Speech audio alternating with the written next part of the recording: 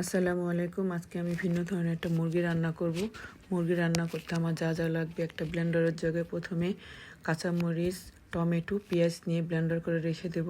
এবার একটা পাতিলায় মাংস, মুরগির মাংস, মরিচের গুঁড়া, ধনিয়ার গুঁড়া, জিরার গুঁড়া, আদা রসুন বাটা দিয়ে মেখে সুন্দর করে রেখে দেব। আর একটা পাতিলে তেল দিব, প্রথমে পেঁয়াজ দিব, পেঁয়াজটা ভাজা ভাজা করব।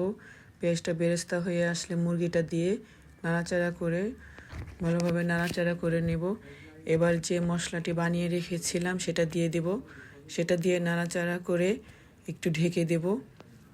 ঢেকে রান্না করব, সেদ্ধ হওয়া পর্যন্ত রান্না করতে হবে।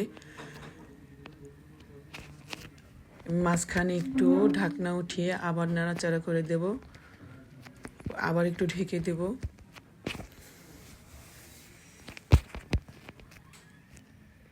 এভাবে রান্না করে নেব সেদ্ধ হওয়া পর্যন্ত। এই মুরগিটা পারাটা বা রুটির সাথে খেতে খুবই মজা হয়। আপনারা সবাই রান্না করে খেয়ে দেখবেন, খুবই মজা, খুবই টেস্টি। আল্লাহ হাফেজ।